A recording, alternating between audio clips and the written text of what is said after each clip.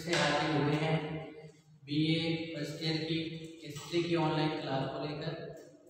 आज हम भारत का इतिहास, जिसमें कि प्रारंभ से लेकर 1206 ईस्वी तक की घटनाओं का विवरण दिया गया है।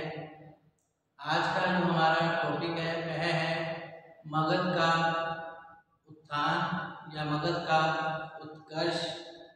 इसमें मगध के उत्थान में किन किन राजाओं ने अपनी प्रमुख भूमिका निभाई तथा इसके अंतर्गत राजनीतिक, सामाजिक और आर्थिक दशा किस प्रकार की रही थी, इसके बारे में जानकारी प्राप्त करेंगे। तो आज हम मगध के उत्थान या उत्कर्ष के बारे में संक्षेप में जानकारी प्राप्त करेंगे। तो मगध का उत्थान, जैसा कि 6ठी शताब्दी ईसा पूर्व का जो काल है वह भारतीय इतिहास का अत्यंत ही महत्वपूर्ण काल समझा गया है। यह जो काल था महात्मा बुद्ध का काल था।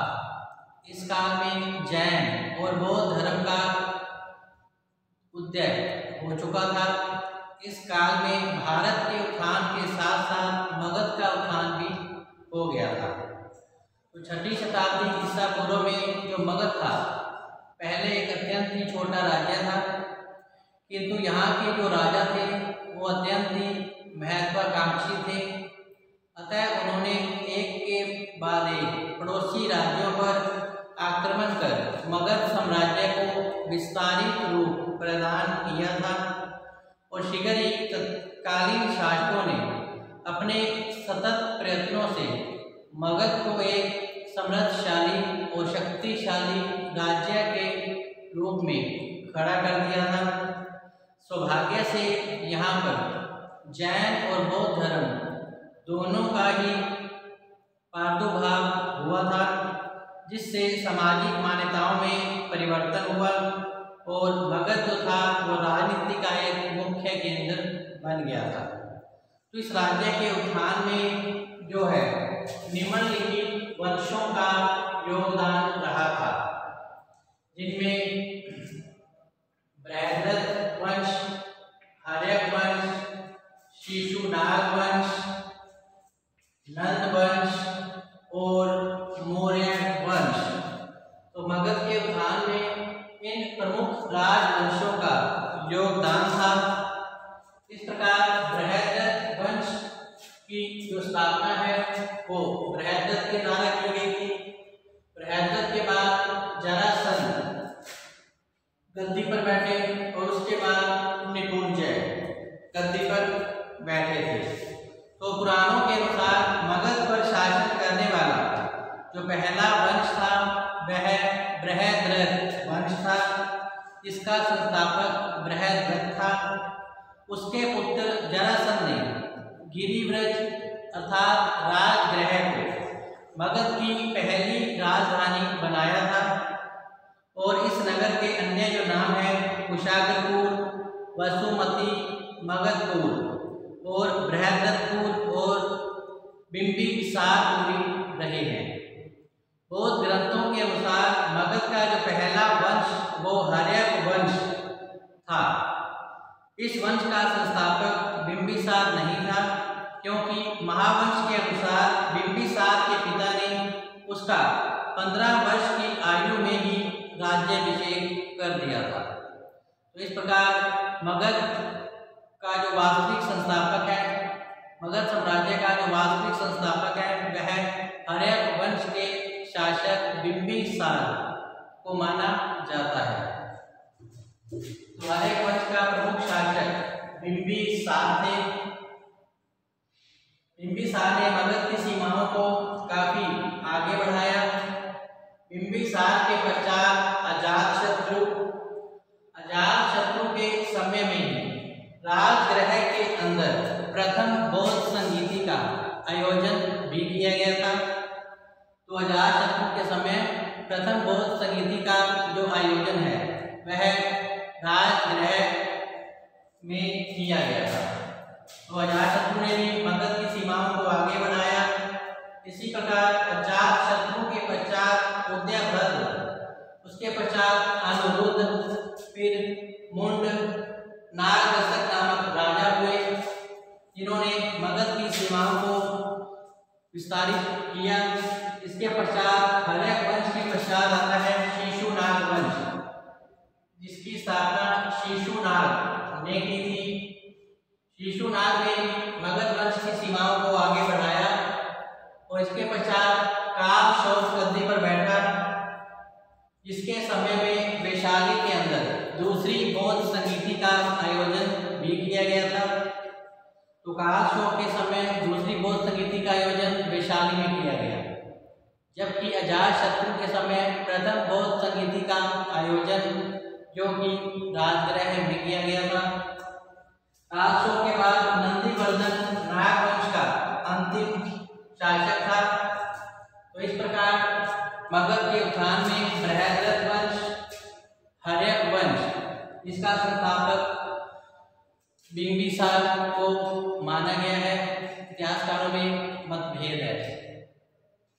शिशुनाग वंश, हर्यक वंश के बाद आया शिशुनाग वंश, और शिशुनाग वंश के पश्चात आया नंद वंश, जिसका संस्थापक महापद्मानंद को माना गया है।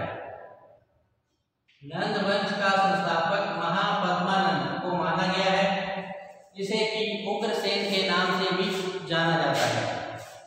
पुराणों में 9 नंद राजाओं का उल्लेख किया गया है।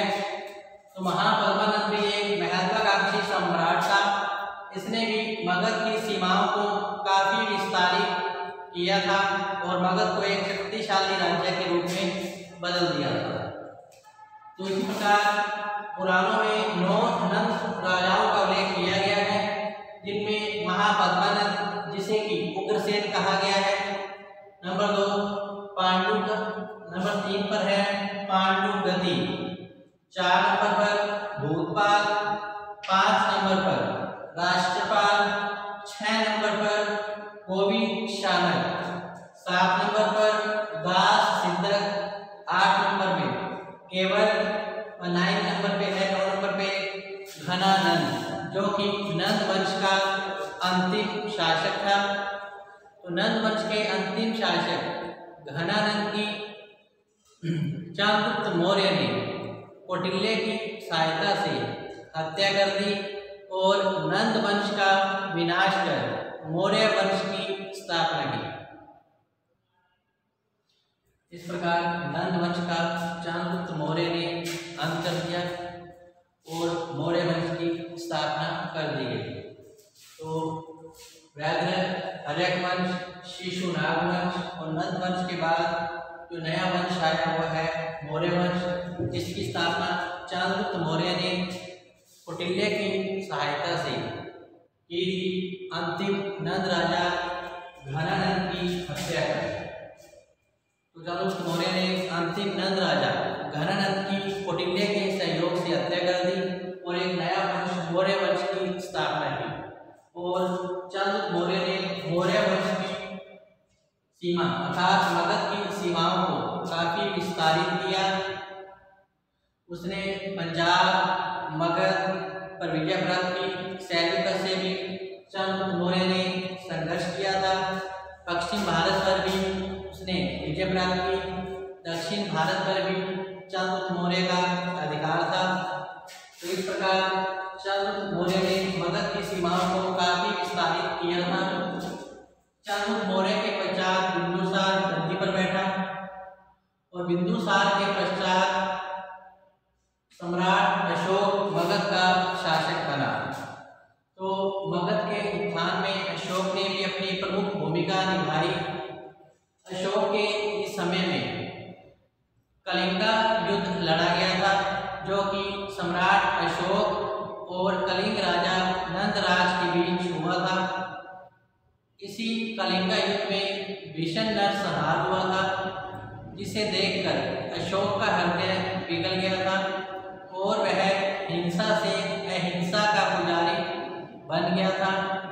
कलिंगा युद्ध के पश्चात ही सम्राट अशोक ने बौद्ध धर्म ग्रहण किया था और जनता की नैतिक भौतिक उन्नति के लिए इसने अपना पूरा जीवन समर्पित कर दिया था। इस प्रकार मगध के उत्थान में चंद्रगुप्त मौर्य और अशोक ने अपनी प्रमुख भूमिका निभाई थी। इसी प्रकार अशोक की मृत्यु के पश्चात जो उसके उत्तराधिकारी थे वह अयोग्य, दुर्बल, कमजोर थे, जिसके कारण मौर्य वंश की प्रतिष्ठा को प्रबल आघात पहुंचा तथा मौर्य साम्राज्य का पतन शुरू हो गया। तो अशोक का कोई भी उत्तराधिकारी योग्य नहीं निकला जो कि मौर्य साम्राज्य की अव्यवस्थित दशा को सुधार पाता। अतः इसका लाभ शुंग वंश के संस्थापक पुष्यमित्र शुंग ने उठाया और उसने मौर्य वंश के अंतिम शासक बृहद्रथ की हत्या कर दी। जो पुष्यमित्र शुंग था मौर्य दरबार में मंत्री के पद पर था। तो इस प्रकार जो पुष्यमित्र शुंग ने अंतिम मौर्य शासक बृहद्रथ की हत्या कर मौर्य वंश का अंत किया और शुंग वंश की स्थापना की। तो अशोक के जो अयोग्य उत्तराधिकारी थे उनमें जालोग, संप्रति, दशरथ, शालिशु, बृहद्रथ के नाम मिलते हैं। तो ये सभी अयोग्य शासक सिद्ध हुए, जिसके कारण मौर्य प्रशासनिक व्यवस्था छिन्न भिन्न हो गई और मौर्य वंश का अंत हो गया और एक नया वंश जिसे कि पुष्यमित्र शुंग ने स्थापित किया अर्थात शुंग वंश स्थापित किया गया। पुष्यमित्र शुंग ने भी मगध की सीमाओं को आगे बढ़ाया। तो इस प्रकार मगध के उत्थान में अनेक राजवंशों का योगदान है, जिसके कारण ही मगध की सीमाओं का काफी विस्तार हुआ था। तो मगध के उत्थान का कई कारण रहे हैं, जैसे कि मगध की भौगोलिक स्थिति। जो मगध की भौगोलिक स्थिति और नंबर 2 लोहे के समृद्ध भंडार यहाँ पाए गए थे। तीसरी बात योग्य राजाओं की श्रृंखला जो थी वह मगध के उत्थान में सहायक सिद्ध हुई थी। अर्थात मगध में एक से बढ़कर एक प्रमुख शासक हुए, जिनके शासनकाल में मगध की सीमाओं का विस्तार हुआ और प्रशासन भी जो था वह भी नियंत्रण में रहा था। चाहे वह वंश बृहद्रथ वंश हो या फिर हर्यक वंश, शिशु नाग वंश हो या फिर नंद वंश या फिर मौर्य वंश। इसके अलावा भी अनेक महत्वपूर्ण वंशों ने मगध के उत्थान में अपनी प्रमुख भूमिका निभाई थी। तो इस प्रकार मगध की भौगोलिक स्थिति का पाया जाना, इसके अलावा लोहे के समृद्ध भंडार का होना और योग्य राजाओं की महत्वाकांक्षा तथा यहाँ पर हाथियों की अधिकता पाया जाना, ये जो कारण थे जिसके कारण मगध का उत्थान संभव हुआ था। तो मगध की भौगोलिक स्थिति जो इसके लिए उत्तरदायी रही थी मगध के उत्थान में, क्योंकि मगध की 2 राजधानियां थी। प्रारंभिक राजधानी गिरिव्रज अर्थात राजगृह थी। इसके बाद इसकी जो राजधानी है वह पाटलिपुत्र बनी थी। तो ये दोनों ही राजधानियां जो थी सामरिक दृष्टि से काफी महत्व रखती थी। गिरिव्रज जो था वह 5 पहाड़ियों बराहा, वृषभ, ऋषिगिरि, चैत्य और व्यवहार से घिरा हुआ था और यह प्राकृतिक रूप से अभेद्य पहाड़ी गुणक था। जैन धर्म ग्रंथ विविध तीर्थकल्प में इन 5 पहाड़ियों का जो नाम है वह विपुलगिरि, रतनगिरि, उदयगिरि, सोनगिरि, व्यवहारगिरि वर्णित है।